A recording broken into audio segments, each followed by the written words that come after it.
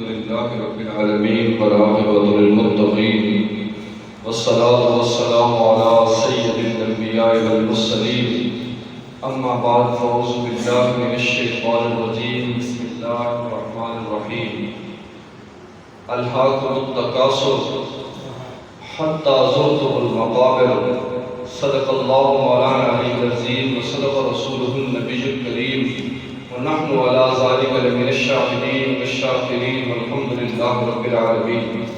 إن الله وملائكته يصلون على النبي يا أيها الذين آمنوا صلوا عليه وسلموا تسليما. بآواز بلند پاک پڑھیے الصلاۃ والسلام علیک یا سیدی یا رسول اللہ.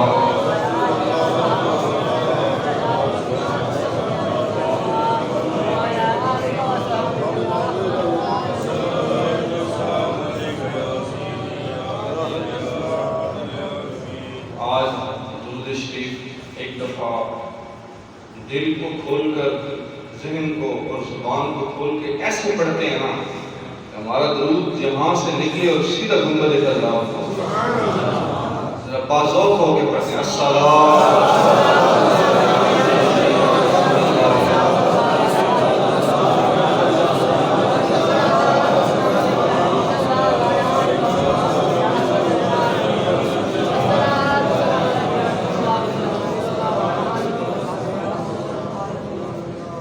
آج بڑی خوشی کا لمحہ ہے ان لوگوں کے لیے جنہوں نے روزے رکھے، جنہوں نے تراویح پڑھی، جنہوں نے اپنے وظائف کیے، جنہوں نے لطائف حاصل کیے، جنہوں نے اس کی بابرکت ساعتوں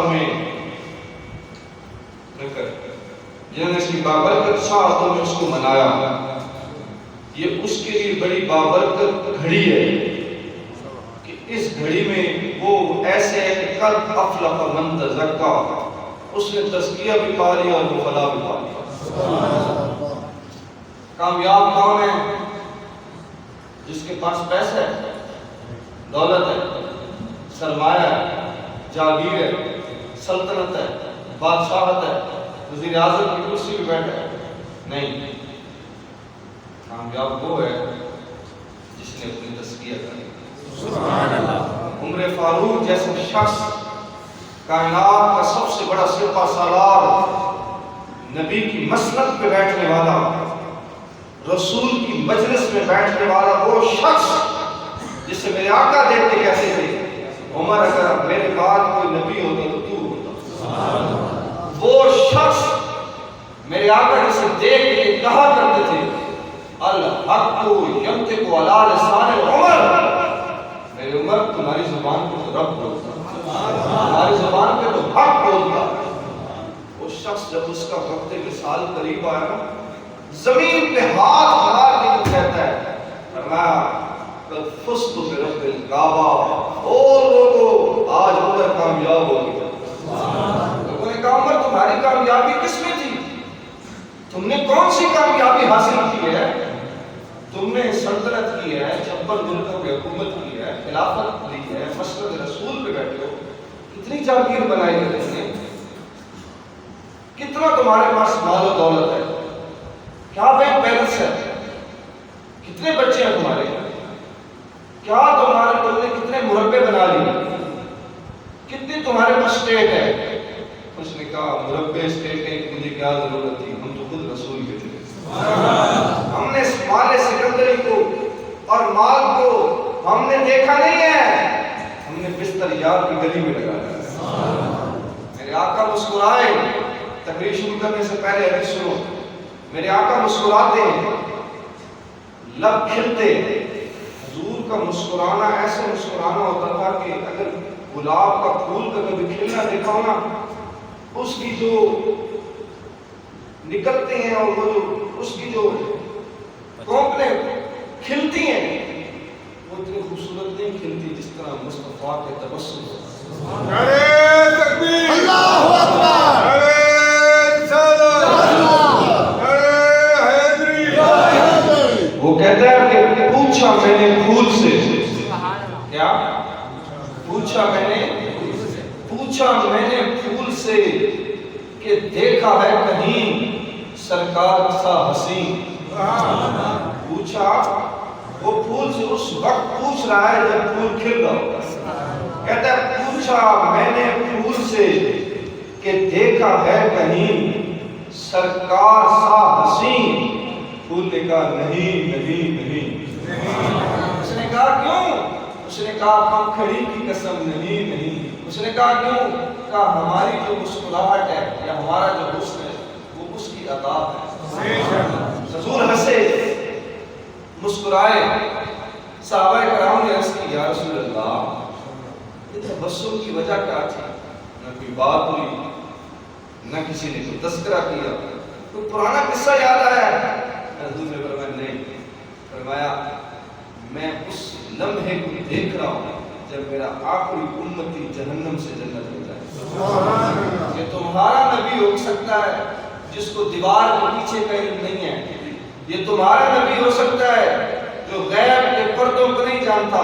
ہمارا نبی تو وہ ہے جو کچھ ہو گیا وہ بھی جانتا ہے، جو کچھ ہونے والا ہے وہ بھی جانتا ہے.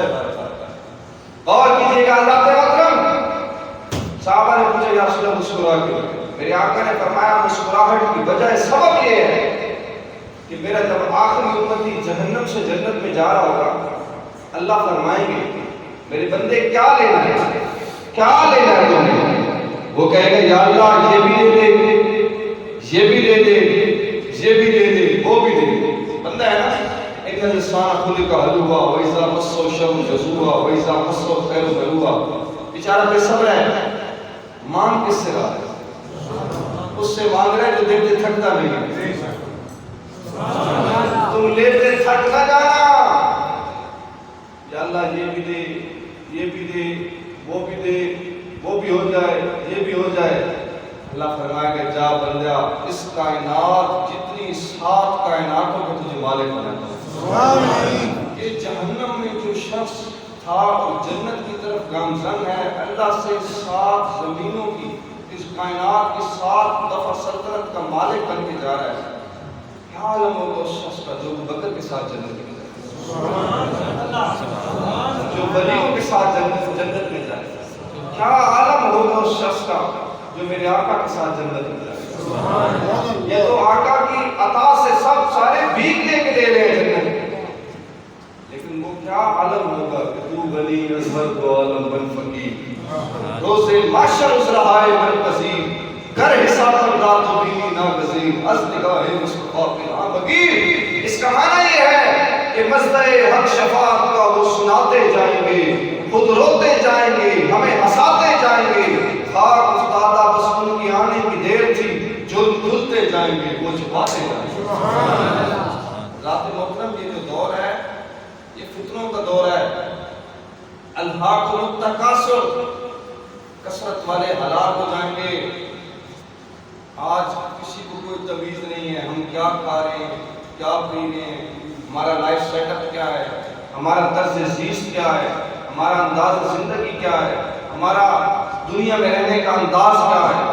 میرے آقا نے کیا فرمایا؟ حضرت اسامہ بن زید رضی اللہ عنہ کیا فرماتے ہیں؟ یہ بخاری شریف کی حدیث ہے، مسلم کی بھی ہے، مسند احمد بن حنبل کی بھی ہے کہ آقا علیہ السلام مدینے کے ایک ٹیلے پہ تشریف لے جس سے ٹبہ آتا. سرکار مدینے کے ایک ٹیلے پہ ایک ٹبے پہ تشریف لے گئے. صحابہ سے فرماتے ہیں میرے صحابہ جو میں دیکھ رہا ہوں وہ تم دیکھ رہے ہو. صحابہ کا یقین نہیں تھا کہ حضور نہیں جانتے، حضور غیب کو نہیں جانتے. انہیں تو پتا تھا یہ مازاغ البصر کی آنکھ کیا ہے. وہ نواب میر عزت علی خان کا ایک شعر ہے، وہ کہتا ہے قوسین چون لگویم ابروئے مصطفیٰ. وہ کہتا ہے جو مقام قوسین ہے نا اس کو میں حضور کے ابرو کو یہ فاصلہ کہتا ہوں. قوسین چون لگویم ابروئے ما جناب مصطفیٰ. حضرات محترم غور کیجیے گا، حضور نے فرمایا جو میں دیکھ رہا ہوں وہ تم دیکھ رہے ہو. صحابہ 14ویں صدی کے ملا کے پڑے ہوئے لوگ نہیں تھے. وہ انہوں نے کہا یا رسول اللہ ہم کون، ہم کیا دیکھنے والے، آپ بتائیں آپ کیا دیکھ رہے ہیں؟ حضور نے جواب دیا، فرمایا میرے صحابہ میں تمہارے گھروں میں فتنوں کو داخل ہوتے دیکھ رہا ہوں. قیامت آئے گی فتنے تمہارے گھروں میں داخل ہوں گے اور ایسے داخل ہوں گے جس سے بارش کے قطرے داخل ہوتے جاتے ہیں فرمایا ایسے ہی تمہارے گھروں میں فتنے داخل ہوئے. اب کتنے فتنے ہیں؟ کیا اس سے بڑا فتنہ نہیں تھا ہمارے ملک میں کہ ہمارے ملک میں ایک احتجاج ہوتا ہے, لڑکی احتجاج کرتی ہے کہ مجھے لڑکی سے شادی کرنی چاہیے, لڑکا یہ کہتا ہے مجھے لڑکے سے شادی کرنی چاہیے. ہم جنس پرنسی کے احتجاج ہیں. قیامت نزدیک نہیں ہے؟ کیا یہ فتنے نہیں ہیں کہ آپ کے ملک میں اتنا بڑا کرائسس ہے کہ آپ سود کھاتے ہو, آپ کے حکمران سود لے کے آپ کو کھلاتے ہیں. اس وقت نہ کوئی پیر بچا ہوا ہے, نہ کوئی مولوی بچا ہوا ہے, نہ کوئی سیاستدان بچا ہوا ہے, نہ کوئی ذمہ دار بچا ہوا ہے. یہ فتنہ نہیں ہے؟ میرے آقا نے تو سود کے خلاف اعلان جنگ کیا تھا. کیا آج کے دور میں زنا عام نہیں ہے؟ کیا شراب عام نہیں ہے؟ کیا لڑکوں کے ساتھ زیادتی عام نہیں ہے؟ یہ فتنے نہیں ہیں؟ کیا تم ان کو فتنہ نہیں سمجھتے؟ یہ وہ فتنے ہیں جو قیامت سے پہلے تمہارے دروازوں میں داخل ہو گئے. اب تمہارا ان سے بچنا بہت مشکل ہو گیا. حضرات محترم, اس دور کے جو کتنے فتنے ہیں, اس دور میں آقا علیہ السلام نے کیا کیا؟ حضرت ابو بکر رضی اللہ عنہ فرماتے ہیں کہ حضور صلی اللہ علیہ وسلم نے فرمایا کہ بلا شبہ ان قریب ایسے فتنے ظاہر ہوں گے. یہ جو دور ہے نا, فتنہ کا دور ہے. حضور نے فرمایا اس دور میں فتنے آسے. صحابہ کرام نے عرض کیا یا رسول اللہ وہ کیسے فتنے ہوں گے؟ حضور نے فرمایا سب سے بڑا جو فتنہ ہوگا وہ ہمارا جنگی ہوگا. اب آپ دیکھ رہے ہیں کیسے مسلمانوں کو قتل کر رہے ہیں, مسلمان کو مار رہے ہیں. اچھا ایک عجیب کہانی, مار بھی مسلمان کو رہے ہیں اور کہتے ہیں ہم شہید ہیں. جو ادھر والی پارٹی والا وہ بھی شہید ہے, جو ادھر والا ہے وہ بھی شہید ہے. تو آپ نے دیکھا نہیں ہے کہ 3 رمضان کو کیسے مارا ہے وہ جو مولانا خادم رضوی کی جماعت کے بندے تھے. پولیس والے کہتے ہیں ہم شہید ہیں, مولانا کی جماعت والے کہتے ہیں ہم شہید ہیں. لیکن مولانا کی جماعت والے جو لوگ تھے وہ مشق رسالت کے پروانے تھے. حکومت اپنی ذمہ داری کر رہی ہے. اب تیسرے بندے نے ان کو لڑوایا ہے, وہ منافق ہے, خانہ جنگی لگ گئی ہے ملک میں, فتنہ تو پیدا ہو گیا. تو یہ وہ دور ہے کہ جس میں فتنے داخل ہو چکے ہیں. آقا علیہ السلام نے فرمایا خون ریزی بڑی ہوئی. حضور علیہ السلام نے فرمایا سب سے اچھے لوگ وہ ہوں گے اس دور میں.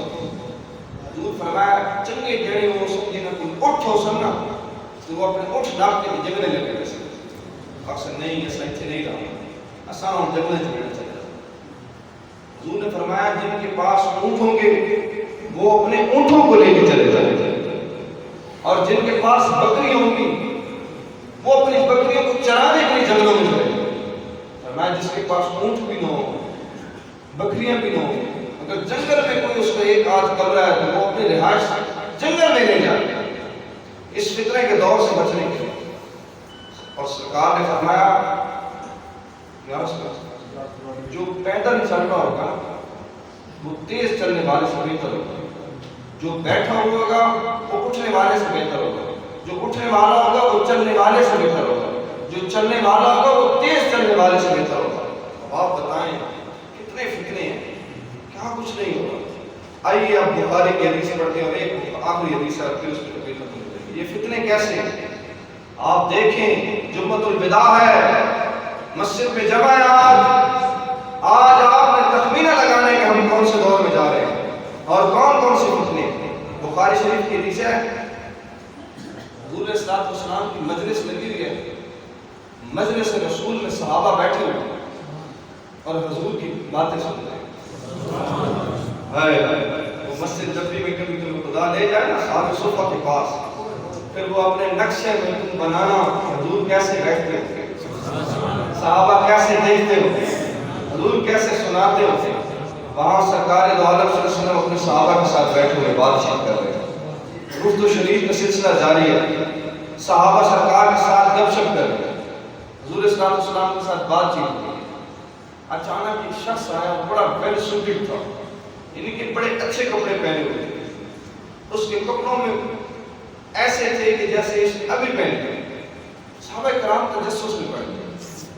انہوں نے سوچا یار اس ٹائم تو ان چونکہ لوگ جانتے ہیں نا مدینہ چھوٹا جگہ، لوگ جانتے ہیں مدینے سے بیٹھے ہیں بندے. صحابہ نے کہا یار یہ مدینے کا بھی نہیں ہے، آس پاس کے مدینے کی کسی بستی کا بھی نہیں ہے، دور کا ہے. لیکن یار یہ بات دیکھو، آیا دور سے ہے، کپڑے بھی پیارے ہیں، خوشبو بھی لگی ہوئی ہے.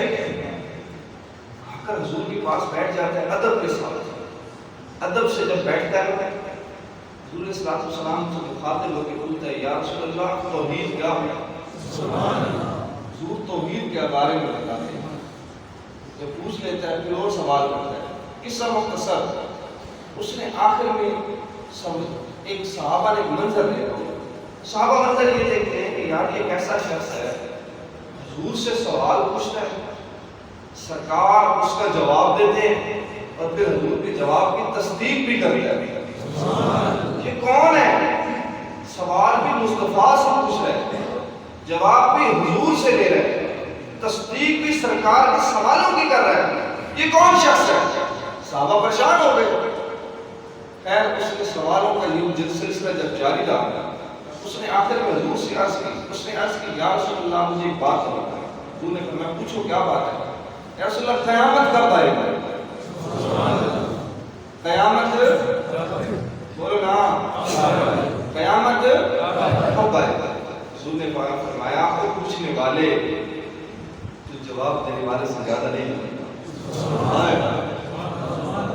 حضور نے کیا فرمایا؟ پوچھنے والا جواب دینے والے تو زیادہ نہیں جانتا. پھر بخاری آ گئی، اس نے عرض کی یا رسول اللہ مجھے قیامت کی 2 نشانیاں بتا دیں. کتنی نشانیاں؟ بولو پوچھو کتنی نشانیاں؟ حضور نے فرمایا پہلی نشانی یہ ہے جنگلوں میں منگل بڑھ جائے گا، بڑے بڑے مکانات کے لوگ مالک بنے گے. آپ دیکھیں عرب میں جا کر ان عربیوں کی طرف برج خلیفہ بن چکا ہے. فلانا جی ہوٹل جی اس کی 60 منزل ہے، اس کی 70 منزل ہے. وہ ایک قمر شاعر وہ کہتا ہے پڑھتا ہوں تو کہتی ہے یہ خالق کی کتاب ہے مثل یہودی یہ سعودی کی عذاب. اس قوم کے بارے قمر کیا لکھی ہے، کافے کی کمائی سے جو پیتے ہیں شراب. رات محترم غور کیجیے گا، آخری مقامات ہیں اور یہ آج کی تقریر آپ کو بہت بڑا ایک میسج کرنے کرے گی کہ ہم فتنوں کے دور میں ہیں. ہمیں اب ایسے سر جھکا کے زندگی نہیں گزارنی چاہیے، بلکہ ہمیں حضور کی شریعت کے ساتھ زندگی گزارنی چاہیے. آج کے دور میں جو شریعت رسول اللہ کو اپنانے سے ڈرتا ہے نا، وہی دین کا سب سے بڑا مجرم ہے.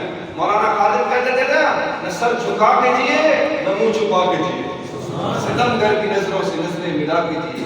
اس میں حیرت ہی کیا، ہم 2 دن کم جیے لیکن ان کے ساتھ جیے جو شمع جلا کے جیے. حضرات محترم غور کیجیے گا، میرے آقا نے فرمایا کہ بڑے بڑے محلات کے مالک بنے جائیں، چھوٹے لوگ امیر ہو جائیں گے، پتہ نہیں کہاں چلے جائیں. دوسری جو حدیث حضور نے فرمائی، دوسری جو نشانی فرمائی، آقا علیہ الصلوۃ والسلام نے فرمایا بچیوں کی تعداد بڑھ جائے گی. انہیں کو کتنی چھوری کی تعداد ہے، بچی زیادہ ہے بچے گھٹ ہیں. کتنی بچیاں گھر بیٹھ ہیں، انہیں شادیاں نہیں کی. زنا کی سب سے بڑی وجہ کہ بچیاں شوریاں کمالیاں بیٹھ ہیں. تو حدیث پاک کے مطابق جو زمانہ ہے ایک قیامت کے جو یہ بڑی کبائر پیشانیاں ہیں، اس کے لحاظ سے یہ وہ زمانہ ہے کہ بچیوں کی تعداد بڑھ گئی ہے، بھئی بچے کم ہو گئے. اس وجہ سے پاکستان کی مؤسس پارلیمنٹ کے سامنے احتجاج کرنے والی لڑکیاں کہتی ہیں میرا جسم میری مرضی، اور وہ کہتے ہیں ہم جنس پرستی کرنے دیں، لڑکی کی لڑکی سے شادی ہو، لڑکے کی لڑکی سے شادی ہو. وہ جو 1400 سال پہلے مسجد نبوی میں بیٹھا وہ جواب لے رہا ہے، سرکار نے پہلے بتایا کہ بچی بڑھ جائے گی. ہم مجھے بات سنا، اس نے جب سرکار کی یہ بات سنی نا، اس کی حضور نے جب بات بتائی تو اس نے سرکار کی بات کی جب تصدیق کی نا، اٹھنے لگا جگہ، حضور سے اجازت دے کے جب جانے لگا. صحابہ کرام نے سے حضور نے فرمایا کہ میرے صحابہ جانتے یہ کون ہے؟ صحابہ کرام نے اس کی ہم تو نہیں جانتے یہ کون ہے. فرمایا یہ جبریل تھا، لباس بشریت میں آیا تھا اور مجھ سے قیامت کی نشانیاں پوچھنے چاہتا تھا. میں نے تو بتا دی ہیں، تو آج یہ قیامت کی یہ نشانی پاک سنن ابو داؤد کی ہے، ابن ماجہ کی ہے، حضرت ابو ذر رضی اللہ عنہ فرماتے ہیں کہ رسول اللہ صلی اللہ علیہ وآلہ وسلم نے فرمایا، صحابہ سے فرمایا، صحابہ کو جماعت بیٹھی ہے، حضور نے فرمایا کیا حالت ہوگی میرے صحابہ اس وقت؟ میں ادھر غور کرو دے سارے کلام ایک ہوئی دے حضور نے فرمایا صحابہ نے دیکھ کے فرمایا کیا حالت ہوگی اس وقت تمہاری، یعنی بھوک تاس پر غالب آ گئے، فرمایا جب بھوک اور پیاس شدت سے تم گرا لگا رہے تمہاری حالت یہ ہو جائے گی کہ تم اٹھ کے مسجد کے لیے نماز کے لیے نہیں جا سکو گے، بھوک تمہیں ستائے گی، غربت تمہیں ستائے گی، کیا کرو گے اس وقت جب غربت تمہارے اوپر آ جائے گی، غالب ہو جائے گی؟ صحابہ کرام نے عرض کی یا رسول اللہ ہم کیا جانیں، آپ بھی مشورہ دیں ہم کیا کریں گے، ہمیں کیا کرنا چاہیے اس وقت اس لمحے میں جب بھوک آ جائے گی، مسجد کی طرف بھی نہیں جا سکیں گے، بھوک ہم پہ غالب ہو جائے گی، ہم کیا کریں یا رسول اللہ، ہمیں کیا کرنا چاہیے؟ آقا علیہ السلام نے فرمایا اس وقت بھی تمہیں اللہ کا شکر ادا کرنا چاہیے، کسی کے سامنے ہاتھ مت پھیلانا کہ میں غریب ہو گیا مجھے کچھ دو، اللہ کی دی ہوئی دولت پہ پھر بھی صبر کرنا، اس کی دی ہوئی اس بھوک پہ بھی صبر کرنا۔ آج غربت نہیں آ گئی ہمارے ملک میں، ہمارے وزیر اعظم پہ مجھے ایک بات پہ حیرانگی ہوتی ہے، جو بھی اس ملک کا وزیر اعظم ہے وہ کہتا ہے ملک بھوکا ہے، ہمیں مانگنا ہے کچھ، اور کیا مانگنا ہے؟ اغیار سے مانگنا ہے، غیروں سے مانگنا ہے، کافروں سے مانگنا ہے۔ جب کافروں کی بھیک تم ہم دلاؤ گے غیرت ہمارے میں کہاں آئے گی؟ ہم تو کافروں کے ٹکڑوں پہ پلنے والے ہیں نا، پھر تو ہم اغیار کے ٹکڑوں پہ پلنے والے لوگ ہیں، ہمارے اندر غیرت کہاں آئے گی؟ یہ تو ہمارے اوپر سے تم نے غیرت کا پردہ ہی اٹھا لیا ہے، غیرت بھی اٹھا لیا تم نے ہم سے۔ غیرت تو تب آتی کہ ہمارا وزیر اعظم بھوک کی باتیں کرتا رہا، خود اعلیٰ قسم کے کھانے کھاتا ہے۔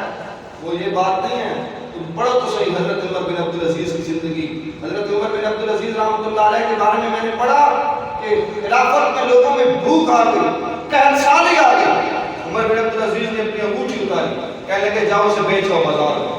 وہ بازار میں بکی انگوٹھی بادشاہ کی بڑی مہنگی بکی، پیسہ آیا آپ نے لوگوں کے گھروں میں راشن دے دیا۔ ایک مشیر نے چمچے نے کہا، یہ جو چمچے ہوتے ہیں چاپلوس، بڑے بڑے لوگوں کی چاپلوسی کرتے ہیں، لوگ روزوں کا بھی حیا نہیں کر رہے ہوتے، مسجد سڑکوں پہ ناچ رہے ہوتے، چاپلوسی کر رہے ہوتے دنیا داروں کو راضی کرنے کے لیے۔ بل المتکلف ثلاث علامات یتکلف اذا شهد ويخاف اذا غاب ويشمت بالمصیبت، راضی کر رہے ہیں دنیا دار راضی ہو جائے، ہم ناچ رہے ہیں، کوئی رونے کا خیال نہیں ہے، کیوں جی یہ راضی ہو جائے۔ تو جھلا اس کو راضی کرنے کی بجائے خدا کو راضی کرو، وہ راضی ہو گیا تو سارے بیڑے پار ہو جائے، وہ راضی ہو جائے تو سب کچھ تمہیں مل جائے گا۔ تو حضرات محترم حضرت عمر بن عبدالعزیز کو اس چمچے نے کب کہا نا، سر یہ کیا بات ہے، اتنی مہنگی انگوٹھی آپ نے خریدی تھی؟ انہوں نے کہا یہ اس بات سے بہتر ہے کہ میرے لیے آیا بھوکا سوئے، میں کل قیامت کے دن اللہ کو کیا جواب دوں۔ یہ ہمارے مسلمان حکمران ہیں حضرات، یہ وہ لوگ ہیں، لیکن ہمارے اپنے حکمرانوں کو دیکھتا ہوں تو عرب کی تاریخ جب میں نے پڑھی نا، ان میں تین لوگ ملتے ہیں، حاتم طائی، اشعب بن جبیر اور ابو الحواجب۔ حاتم طائی وہ شخص تھا جو بہت سخی تھا، بہت سخاوت کرتا تھا، کہتے ہیں کہ اس کے محل کے 10 دروازے تھے، کوئی بھی ایک دروازے سے داخل ہوتا، ایک سے دوسرے سے 10 دروازے پر کوئی فقیر آ گیا وہ سب کو دیتا تھا۔ اشعب بن جبیر اور ابو الحواجب وہ دو شخص ایسے، اشعب بن جبیر جو تھا، ابو الحواجب جو تھا، یہ وہ ایسے نہیں، جو ابو الحواجب تھا وہ بہت کنجوس انسان تھا۔ جب رات کو سب سو جاتے تھے تو اتنا مال و دولت ہونے کے باوجود سب کے شہر کے سونے کو جب سب سو جاتے تب روٹی پکاتا تھا۔ اور ابو الحواجب وہ تھا جو انتہائی لالچی تھا، وہ غلام تھا، کوئی ایسے کھجلی بھی کرتا نا سمجھتا کہ یہ جو ہے نا قمیض اتار کے مجھے دے رہے۔ ہمارے ملک کے حکمرانوں کی یہی بات ہے، ٹرمپ ان کو ساتھ بٹھا لے، جرمنی کے وزیر اعظم ساتھ بٹھا لے، یہ خوش ہو جاتے ہیں۔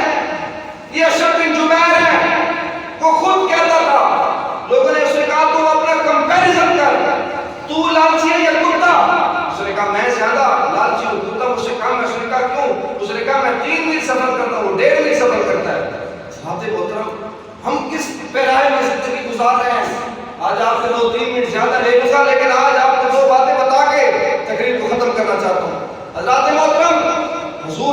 صحابہ سے پوچھا جب بھوک تمہیں لپیٹ گئی، جکڑ لے گی، باندھ دے گی، کیا کرو گے اس وقت؟ صحابہ نے عرض کی یا رسول اللہ کیا کر سکتے ہیں آپ بھی بتائیں۔ حضور نے فرمایا اس وقت جب بھی کسی کے در میں مانگنے نہ جاؤ۔ آواز میں سبحان اللہ۔ فرمایا کسی کے در میں مت جانا، کسی سے مت مانگنا، کسی کے سامنے آپ نے بھوکا ہونے کا مت بتانا، کیونکہ وہ تجھے دیکھ رہا ہے۔ صحابی نے پھر حضور نے پھر فرمایا، آقا علیہ السلام نے جب دوسرے مقام پر فرمایا، آقا علیہ السلام نے فرمایا یار مجھے یہ بتاؤ جو آج کل کرونا وائرس آیا ہوا ہے، یہ بات اب آ رہی ہے، یہ جو وائرس آیا ہوا ہے تو کہتا ہے عمران خان کہتا ہے ملک پوری دنیا کہتی ہے، UN کہتی ہے پوری دنیا، انڈیا میں کیا ہو رہا ہے؟ حضور نے فرمایا جب وبا آ جائے گی لوگ دھڑ مرنے لگیں گے۔ آج کل کچھ ایسی وبا ہے شہروں میں تو قبریں نہیں مل رہی، ایک ایک گڑھے میں 10 بندوں کو دفنا رہے ہیں، نہ غسل نہ کفن، شاپر میں لپیٹ ڈھم۔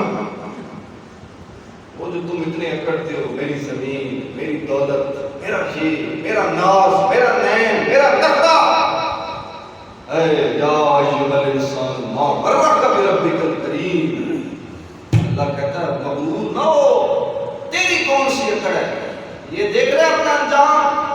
حضور نے فرمایا جب وبا آ جائے گی لوگ دھڑ مریں گے، اور حضور نے فرمایا قبر اتنی مہنگی ہو جائے گی کہ غلام کی قیمت جتنی قبر ہو جائے گی، یعنی اس ٹائم غلام خریدنا بڑا مشکل تھا، بڑی مشکل سے لوگ غلام خریدتے تھے۔ میرے آقا نے فرمایا کہ غلام کی قیمت کے برابر قبر ہو جائے گی، اس وقت تم کیا کرو گے؟ اس وقت کے مرحلے میں تمہارے ساتھ کیا ہوگا؟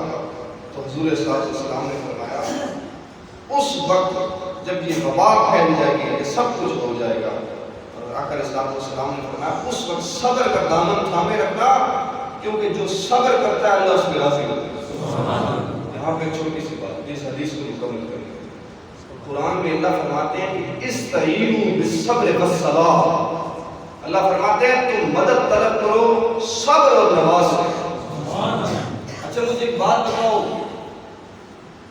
نماز ایسی عبادت ہے جو ارکان خمسہ میں سے ہے، 750 مرتبہ قرآن میں ذکر ہے، مشکل وقت میں اللہ کہتا ہے صبر کی نماز کی بجائے صبر سے کام لے، نماز بعد میں ہے پہلے صبر ہے۔ اس نے کہا کیوں؟ کہا نماز میں کبھی وضو کامل ہے، کبھی ناقص ہے، کبھی خشوع ہے، کبھی وضو ہے، کبھی لذت ہے، کبھی نہیں ہے لذت، کبھی قبلہ درست ہے، کبھی نہیں ہے قبلہ، کبھی بڑی وقت کامل ہے، کبھی وقت ناقص ہے۔ اس نے کہا پھر صبر کیا ہے؟ اس نے کہا صبر وہ ہے جس میں صرف یار کی مرضی ہے۔ اللہ اکبر۔ رات محترم آخری جو لمحات ہیں میرے آقا علیہ السلام نے کیا فرمایا؟ حضور نے فرمایا، حضرت ابو ذر رضی اللہ عنہ فرماتے ہیں کہ رسول اللہ صلی اللہ علیہ وسلم نے فرمایا کہ جو قیامت کے اس دور میں جب یہ بھوک آ جائے گی، جب یہ وبائیں آ جائیں گی، تمہیں کہاں جانا چاہیے؟ آقا علیہ السلام نے فرمایا تیسرا وہ وقت آئے گا کہ تم شہروں سے نکل جاؤ، جنگلوں میں ڈیرے لگاؤ، بکریاں چرانے والے تم سے افضل ہیں، اونٹوں کے ساتھ رہنے والے تم سے افضل ہیں۔ آج لوگ کہتے ہیں ٹیکنالوجی ہے جی، IT کا دور ہے، ہم بڑے سیانے ہیں، ٹیکنالوجی کے ساتھ ہم وقت گزار رہے ہیں۔ تمہاری ٹیکنالوجی کوئی کام نہیں کرے گی، اللہ کی معاشر کے میدان میں تم ہار گئے، جیتا وہ ہے جو اس کی شریعت پہ چل رہا ہے۔ اللہ محترم تیسری جو بات حضور نے فرمائی، آقا علیہ السلام نے فرمایا جب قتال عام ہو جائے، قتل و غارت، کیسے لوگ مسلمانوں کو مار رہے ہیں، وہ دیکھا ہے چیچنیا میں، بوسنیا میں، قندھار میں، شام میں، لبنان میں، اردن میں، دمشق میں، عرب میں، ہند میں، کشمیر میں، کیسے مسلمانوں کو مار رہے ہیں۔ اور وہ انہوں نے جو جنیوا کوڈ بنایا ہوا ہے، اقبال نے کیا فرمایا تھا؟ در جنیوا چین از مکر و فن، اقبال فرماتے ہیں وہ جنیوا کوڈ صرف مکر فن ہے، وہ تمہیں انصاف نہیں دیں گے۔ کیوں؟ وہ تمہیں کون سا انصاف دیں گے؟ انصاف تو تمہیں رسول اللہ کی شریعت دے گی۔ اقبال کے شعر کی تقریر ختم کر رہا ہے، اقبال فرماتے ہیں سوچا بھی ہے اے مرد مسلمان کبھی تو نے کیا چیز ہے فولاد کی شمشیر جگر تانی، اس بیت کا یہ مصرع اول ہے کہ جس میں، اقبال اپنے اس شعر کو آگے بیان کر رہے ہیں، جو پہلے تو مصرع بیان کیے نا، سوچا بھی ہے مرد مسلمان کبھی تو نے، اقبال کیسے بیان کر رہے ہیں؟ کہتے ہیں اس بیت کا یہ مصرع اول ہے کہ جس میں پوشید چلے آتے ہیں توحید کے اسرار. پھر دوسرے اسٹیپ کو بیان کر رہے ہیں, کہتے ہیں فکر مجھے مصرع ثانی کی زیادہ, خدا کرے تجھ کو عطا ہو فخر کی تلوار. یہ تلوار آ جائے تو مومن کبھی حیدر کرار کبھی خالد جعفر. ذات محترم میرے آقا نے فرمایا جب مومنوں کو لوگ قتل کر رہے ہیں تم پتہ کیا کرنا, تم چھپ جاؤ. صحابی نے عرض کیا یا رسول اللہ اگر میں اسی صاحب سے آ گیا کہ جہاں میں نے اگر مظلوم کا ساتھ دینا ہو جائے اور قتل ہو گئے پھر میں کیا کروں؟ حضور نے کہا کہ منہ پہ کپڑا دے گا. ایک وقت ایسا آئے گا جس میں قاتل اور مقتول دونوں جہنم میں ہوں گے. یہ تو ہے نا کہ مقتول جو ہوتا ہے وہ اللہ کی بارگاہ میں کہے گا میرے جسم کے پتر آپ کے شہر میں کوئی معصوم بچے کو قتل کر دیں گے. وہ داؤد خیر کے پاس بندے نے 3 بچیاں میاں والے نے قتل کی ہیں. کیا وہ زمانہ نہیں ہے؟ کیا فتنوں کے دور میں نہیں گزر رہے؟ میں دعویٰ کر کے کہتا ہوں جمعۃ الوداع ہے آج بھی تم یہ تقریر سن کے میں فتنوں کے بارے میں بتایا ہے, ہمارے مجھ سے کوئی ٹس مس نہیں ہوگا. وجہ پتہ کیا ہے؟ میں خود سوچتا رہتا ہوں یار میں اتنا کہتا ہوں لوگوں کو میں کیوں نہیں یہ اجاگر ہوتی شریعت رسول اللہ. میں روتا رہتا ہوں اللہ کی بارگاہ میں, کہتا ہوں یا اللہ میری زبان میں کچھ بھی نہیں پیدا کر, بات کروں تو لوگ حضور کی نوکر بن گئے. سبحان اللہ. میں سوچتا رہتا ہوں فتنوں کا دور ہے, اس دور میں بات کرنی بڑی مشکل ہے. یہاں پہ تو مسجد میں تقریر وہ کرنی ہے جی یہ فلانی پارٹی کی مسجد ہے, ادھر فلانے سیاسی ہیں, فلانوں کو راضی کرنا ہے, فلانے چیئرمین کو راضی